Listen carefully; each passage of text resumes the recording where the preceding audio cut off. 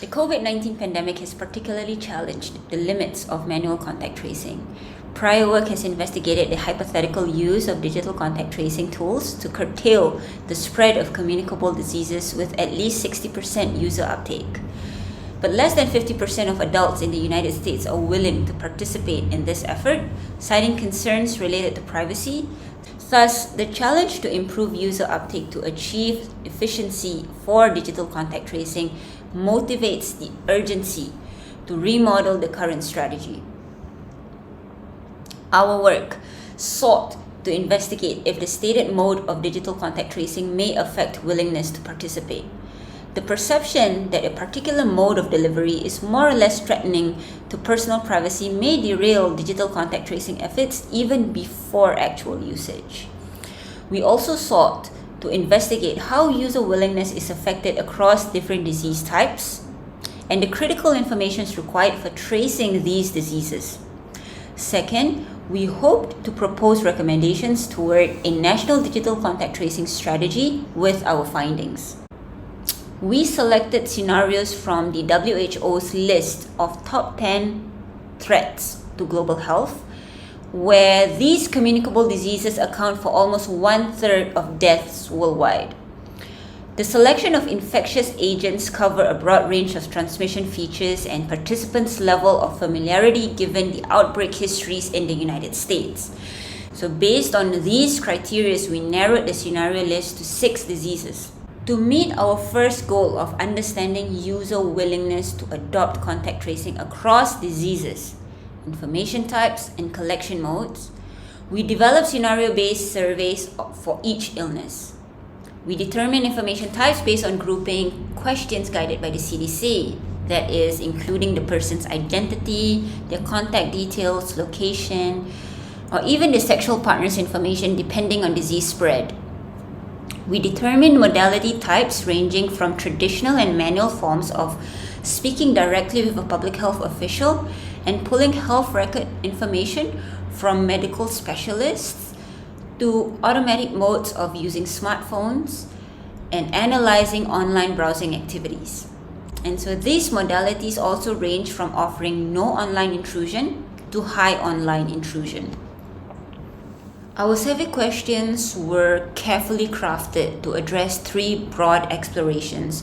Going from left to right, the first rates user willingness on a scale of 1 to 5, 1 being least favorable, 5 being most favorable, on sharing the types of information for different modalities. The second block aims at personal inquiries of users' trust in public health and their experience with the disease. Trust was measured across 3 constructs of competence, benevolence, and integrity, adapted from Ignite et al. Of measuring trust for e-commerce. Experience with the disease was rated at several levels, having no experience at all, among close circle, or personally experiencing the disease.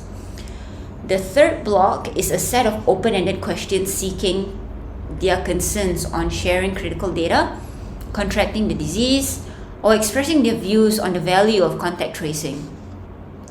We recruited 220 verified participants through Amazon Mechanical Turk between November to December 2020. Each participant was randomly assigned to 1 disease type. Therefore, we inquired on their willingness to share the information or their personal experience related to the assigned disease. Most of our participants are male, with many qualified degree holders and very few non-degree holders. We labeled them as skilled. There are slightly less participants with children, with many being the ages of 25 to 34 and Caucasians. Many of our participants are also classified as the low and middle income groups, having almost a fair representation from various regions in the United States, but mostly from the South. Now, moving on to the meat of the paper, we carried out multiple linear regression to investigate the relationship between user willingness to share different types of private information and the preferred modality. We also utilized trust in public health and a range of user demographic variables as potential predictors. So this slide tabulates 4 models for each type of critical information as required by the CDC. In all models, we found that using smartphone in a combination of directly communicating with public health official and providing them with access to health records make favorable modalities. Parenthood and income are repeatedly significant demographic predictors. That is, non-parent users are less willing to provide location data, but parents are more willing to provide identity data. The positive coefficient for income indicates that as income increases, the mean for sharing location, contact, and identity for contact tracing tend to increase. We observed a reverse relationship, however, for sharing sex partner information for an HIV outbreak. Education is also observed to have a negative relationship in these models, suggesting that users with lower educational attainment are less willing to provide contact tracing information. It is worth noting here that trust in public health plays a significant role in users providing location information, but not other kinds of information. So here we discuss the key takeaways of our findings, including recommendations toward a national strategy. Our evidence indicates strong support for using smartphones, but it is important to note that our study cannot precisely explain the disjunct between the stated preference to use a smartphone in location sharing and the current poor acceptance of digital contact tracing. Nonetheless, the role of trust in public health organizations is particularly critical when users are asked to share location data through their devices. Our findings support the importance of a modality that may be a configuration of public health officials accessing medical health records. In recommendations for policy, despite prior work reporting success in using search results to complement tracking infection trends, our findings suggest that acceptability will be low in employing the internet as a modality for digital contact tracing. Where trust in public health is a promoter of willingness, it is worth considering if users' preemptive authorization of primary care provider can be a way to increase permission to access this data.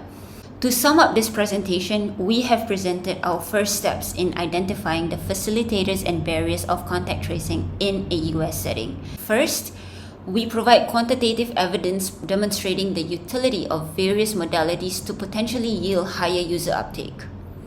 Second, our findings strongly suggest that more participants had communicated confidence in public health agencies leading contact tracing efforts instead of big companies and the government. Third and finally, our results identified key demographic predictors of willingness to share information such as parenthood, education, and income. And these results could also be used to inform the messaging for contact tracing initiatives. Thank you.